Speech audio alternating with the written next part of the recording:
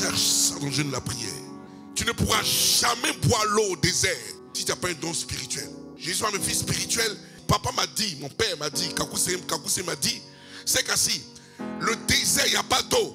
Mais chameau pisse. Pour dire, on peut créer oasis. Quand tu as un don spirituel, fais pisser un chameau abondamment pour boire. Et c'est pas là quelqu'un. Il n'y a aucun désert qui existe quand l'onction est là. Aucun désert. Demandez à Isaac. On l'a chassé de la maison. Abimelech l'a mis dehors. Il allait dans le désert. Il a creusé les puits. Mais il n'a pas eu un coup. Il a creusé jusqu'à ce qu'il trouve ses puits. Il a pris l'eau. On a fait alliance avec lui. Il dit, ce n'est pas à vous d'aller vers eux, c'est à lui vers toi. Alléluia. Lorsque tu as un don spirituel, ça te qualifie dans les nations. Ça ne connaît pas vieillesse. Hein? Le don ne vieillit pas. Non. C'est toi qui vieillis. Lui, il ne vieillit pas. Hein? Reconnais seulement ta vision. À quoi Dieu t'a appelé? Pourquoi tu es sur la terre? Pourquoi tu es en France même? Pourquoi tu es là? Pourquoi ce peuple-là, ils sont unis vers toi? C'est quoi? Où tu les emmènes? C'est quoi leur destination? C'est quoi la formation que tu offres à ceux qui sont autour de toi pour être des petits cassis comme toi aussi, comme ça? Fais des clones des petits comme toi. Clones des gens comme toi. Soyez beaucoup à chasser les démons. La vision là, divine là, c'est ton identité dans le Seigneur. Ça identifie qui tu es. Quelqu'un qui a une vision s'identifie à son Père. On dit, quelle est ta vision? Où tu vas? Quel est le livre que tu aimes dans la Bible? Ça détermine ta vision. Chaque pasteur est identifié par un livre. Vous savez, il y a 66 livres dans la parole de Dieu. Et chaque homme de Dieu doit être attribué à un livre particulier. Et tu penses que tu es homme de Dieu? Dis-moi quel livre tu apprécies. Mais chaque serviteur de Dieu a un livre qui s'identifie. Vous voyez c'est quoi? Mais c'est Habakkuk, prends Habakkuk. Mais affectionnez-vous d'un livre particulier qui vous identifie. Ça peut être Jude, ça peut être Jean, ça peut être Matthieu, ça peut être Jérémie. Mais connais Jérémie sur le bout de tes lèvres. La vision que vous voyez là, attachez-vous à ce qu'il dit ce matin. Nous ne sommes pas une église. Nous sommes un centre de délivrance, un centre de liberté, un centre de restauration, un centre qui rétablit les choses. L'onction doit être respectée. Pourquoi? N'importe qui n'est pas un vase. Beaucoup dans l'église sont des plateaux. Mais les vases, où ils sont? Il y a trop d'assiettes ici. Parce qu'on est profond. Celui qu'on adore est profond. Et David dit, la profondeur appelle notre profondeur. Il faut être profond pour appeler la profondeur. La vision. Quand Dieu te donne une vision, c'est pour que tu accomplisses le désir de son rêve. Parce que Dieu aussi a un rêve. Tu es le rêve de Dieu ce matin. Il faut que tu accomplisses, que tu aboutisses. Tu es le rêve du Seigneur. Tu es le chef-d'œuvre de Dieu. L'onction qui est sur moi là, ce n'est pas un pouvoir, c'est une puissance. Écoutez, il dit en Actes chapitre 1, il dit vous recevrez une puissance, celle du Saint-Esprit, venant sur vous. Il n'a pas dit un pouvoir. Donc tu ne te rends pas compte de la puissance qui est sur moi. La Bible nous enseigne dans le livre de Job, chapitre 33, versets 14, 15 et 16. Je lis la parole du Seigneur dans le livre de Job 33, chapitre, verset 14. Alléluia. Dieu parle, cependant, tantôt d'une manière, tantôt d'une autre, et l'on n'y prend point garde. Il parle par des songes, par des visions nocturnes, quand les hommes sont livrés à un profond sommeil, quand ils sont endormis sur leur couche. C'est ça. Continue. Alors il leur donne des avertissements. C'est ça. Et met le sceau à ses instructions, afin de détourner l'homme du mal. Alléluia. Regarde ce qu'il dit. Dieu parle tantôt d'une manière, tantôt d'une autre manière. Dans tous les cas, Dieu parle. Quelle que soit la manière qu'il utilise, Dieu parle. Il parle toujours en fait. Il a toujours parlé. Il s'appelle la parole. Donc son rôle, c'est de parler. Il parle tant d'une manière, d'une autre manière. Lorsque nous sommes endormis dans un profond sommeil, il nous avertit des choses qui doivent nous arriver. Ça veut dire que Dieu nous parle étant éveillé, étant même endormi. Lorsque tu es endormi, lorsque même tu n'es pas conscient, lorsque même ton âme se repose, Dieu te parle. Il te parle par des visions nocturnes. Le rêve que tu fais est le vêtement de la vision. La vision, c'est le contenu du rêve. C'est-à-dire que lorsque tu rêves, tu as un vêtement. Dis, voici mon rêve. Mais dans ce rêve, il y a des visions. Les visions sont faites par saison. C'est pour ça que la première saison, tu peux avoir une vision. Après, on tourne ici une autre vision. Après ça, le tour, c'est d'accomplir le rêve. Je m'explique. Lorsque tu rêves, lorsque Dieu, d'abord tu ne rêves pas, Dieu te donne un rêve. Le rêve, c'est la destinée de quelqu'un. C'est ça le rêve. La vision maintenant, c'est le contenu dedans. Comment est-ce que tu vas te comporter pour l'appliquer par saison? Parce que le rêve s'accomplit. Dans les rêves là, ça prend les 4 saisons. Ça prend l'année, voire la deuxième année, voire sur 5 ans, soit sur 6 ans, selon que Dieu te fait rester sur la terre ici. Vous comprenez? Maintenant la vision là, elle est fonction du lieu, des temps et des circonstances. Et toi, là où Dieu t'a pas emmené là, tu peux accomplir ton rêve, mais tu n'as pas de vision là-bas. Donc la vision est rattachée à l'environnement, rattachée à la saison et à la circonstance. C'est pour ça que le choix de tes amis, soit ils accomplissent, soit ils détruisent ta vision, mais pas ton rêve. C'est pour ça que dans un rêve, il n'y a pas 2 visions. Il y a une seule vision pour la saison. Donc elle nous dit, moi j'ai dit de mars, avril, de janvier, février, mars, on dit on marche comme ça. Le leader dit non, on marche comme ça. Il dit non, vous serez divisés. Ça s'appelle division, séparation de vision. Donc dans le rêve, quand Dieu te dit que lui Dieu, lorsque tu dors, il te parle par des rêves, par des visions, et dans ces visions, il t'avertit des choses qui doivent arriver pour la circonstance, pour le temps où tu es, pour la saison dans laquelle tu es, il t'avertit. Là où tu vas, là, il aura ça.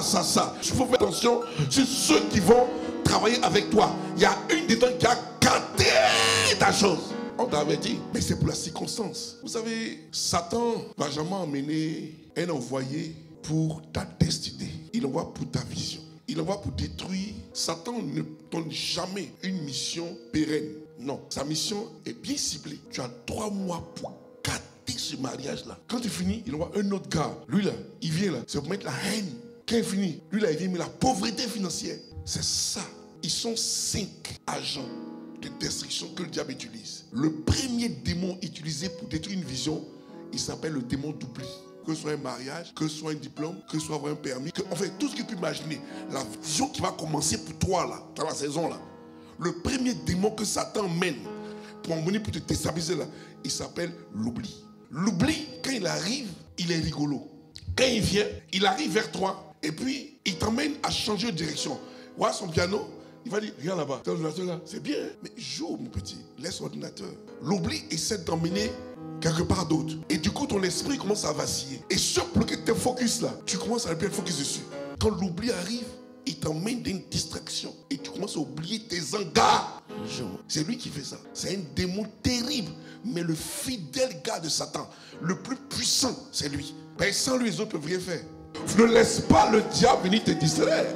C'est un démon terrible qui obéit à son maître. Jusque après, quand il arrive, ils sont 5. Ceux qui attaquent la vision, ils sont 5 récurrents que le diable emmène pour venir travailler sur toi, pour bloquer ta destinée. Après cette vision, Dieu te parle. Il te dit, hey, dans la vision que tu as là, voilà ce que tu as accompli. Mais quand il te parle là, c'est pas pour le rêve. Il te parle pour la circonstance là, où tu es là, right now. C'est pas pour demain après. Non, maintenant. Tout ce que tu fais, c'est maintenant. Accomplis maintenant. Parce que chaque jour suffit sa peine. Dieu va permettre un autre jour. Demain encore, tu auras un autre rêve. Après encore une autre vision. Après une autre. Tu auras autant. C'est pour ça que le diable attaquera tes visions dans le songe. Tu te lèves, tu as oublié. L'oubli est dangereux. La distraction, j'appelle ça le jumeau de l'oubli. Parce que, vous savez, lorsqu'on te met dans une zone de distraction, c'est que c'est comme si tu traverses, par exemple, une zone de turbulence. Tu ne sais pas ce qui se passe après. Quand on met l'oubli dans ton esprit, que tu rentres dans une zone de distraction, que l'esprit de distraction commence à te prendre, c'est fini. Tu ne peux plus te permettre de regarder à gauche, à droite. La distraction t'emmène un troisième esprit qu'on appelle la séduction. C'est-à-dire que le démon d'oubli, quand il arrive, il tend le palier, il tend son témoin. Quand tu cours là, tu tends son témoin. Quand la distraction a pris le témoin d'oubli, tu es dans distraction jusqu'à même, tu ne peux pas. Un témoin de distraction, il te fait raisonner. Distraction ne considère plus même ton papa. C'est-à-dire qu'il n'y a pas de respect. Tu es distrait. C'est-à-dire que tu focuses sur ce que toi tu as dit et pas ailleurs. Ce que tu veux là, c'est ça ou rien. Amuse-toi, c'est ça, c'est ton plaisir ou rien. Donc la distraction là est là pour le plaisir. Donc tu te plais dans ton environnement. Pourquoi? Parce qu'en te plaisant, une personne va venir te prendre ton témoin, qu'on appelle séduction. Lorsque tu as quitté la distraction, on t'a parlé, tu as raisonné, on t'a parlé, tu as raisonné, tu es distrait et que la sélection est arrivée, frère, tu es en captivité. Parce que l'oubli là, ça combat l'évangile. La distraction là, elle combat le cœur, l'amour de la personne. Vous savez, les 4 éléments que Christ a annoncés en Ésaïe 61 sont les ennemis de ça. L'évangile est combattu par l'oubli. Tu ne peux même plus lire la Bible. Il dit, l'Esprit du Seigneur, l'Éternel est sur moi parce que quoi? On peut faire quoi? Bonne nouvelle. Et lui qui veut le détruire, c'est qui? L'esprit d'oubli. Pourquoi? Pour guérir les cœurs brisés. Lui qui veut détruire ça, c'est qui? La distraction. Pour proclamer la liberté aux captifs. Lui qui veut quoi? C'est la séduction. À chaque étape où tu vas prendre pour bénir Dieu, il y a une âme contraire qui te tape. Tu as quel problème? Ils sont prêts à déstabiliser ta mission. Quand Dieu dit, voici la mission de Jésus est basée sur 4 éléments. Premier, l'évangile. Deuxième, guérir les cœurs brisés. Troisième, proclamer la liberté aux captifs. Quatrième, délivrer les prisonniers de la prison. Ça, c'est les 4 coins. On revient sur les 4 éléments qui vont détruire l'œuvre, la vision. La vision est détruite, premièrement, par quoi? Par l'oubli. Détruit quoi? La bonne nouvelle, l'évangile. Après, pour briser les cœurs. Après, pour pouvoir les mettre en captivité, par la séduction. C'est ça le lavage de cerveau là. Il y a trop de séducteurs sur Facebook. Quand tu as fini avec l'oubli, distraction arrive. Quand tu as fini ça, séduction. Quand tu as fini séduction, il y a un démon qu'on appelle le démon de l'impudicité. Il est dangereux. Lui, il vient casser maintenant le projet. Il vient te mettre down. Impudicité. Impudicité, quand il arrive, tout ce qu'il a à avoir à faire, c'est de sortir. Il veut voir ta sémence. Un démon d'impudicité, s'il a atteint son apogée, c'est ta sémence. Si tu n'as pas eu ta sémence, il n'est pas encore impudicité. Hein? Parce qu'un impudique, ce n'est pas celui qui fait l'impudicité. Un impudique, c'est celui, par exemple, qui se touche. Tu vois, les garçons sont là, ils font ça. Ou bien la femme est là, elle fait ça. Ça, c'est une attitude impudique. Ça, l'attitude impudique. Tu vois, l'impudicité vient sur l'accomplissement. C'est-à-dire, lui vient pour accomplir quelque chose. Lorsqu'on t'a séduit là, il faut qu'il accomplisse ça. Parce que si la sémence ne sort pas, il n'a pas accompli. Tu as vu? C'est lui qui vient avec le pouvoir de la sirène des eaux. La séduction vient de la sirène des eaux. La sirène des eaux, elle vient de la séduction. La sirène des eaux, elle vient, elle séduit. Mais elle te pousse à l'impudicité.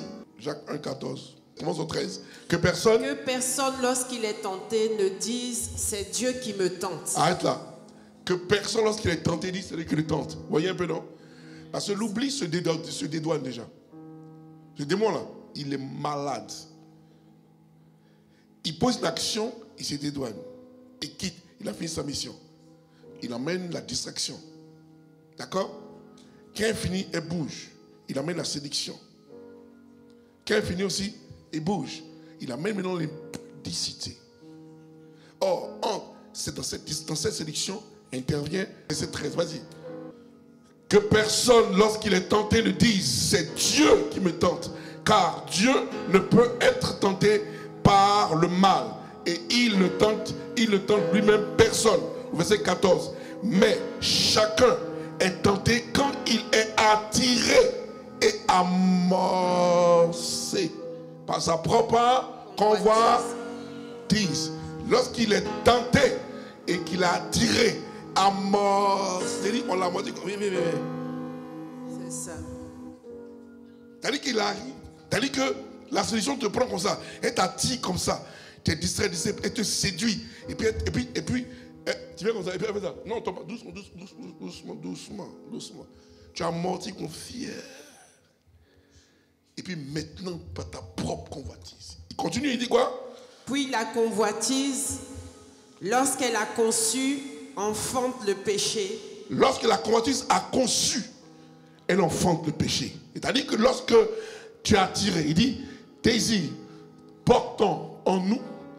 Il dit quoi? Lorsque nous sommes tentés, ce sont les mauvais désirs que nous portons. Tu vois, en nous, qui nous attirent. Tu vois, non? Qui nous séduisent. Tu vois, non? Et, quoi encore là? Puis, le mauvais désir conçoit et donne naissance au péché. Or, le péché, une fois parvenu à ça, plein développement, où la sémence est tombée, tu es mort. Il faut qu'elle voie ta sémence. Et la sémence habite où? Chez l'homme. Voyez? Voyez? Dans tous les cas, regarde comment la femme est préservée. Voyez? Lorsqu'une sémence sort d'un homme et qu'elle part chez une femme, la mort gagne l'homme systématiquement.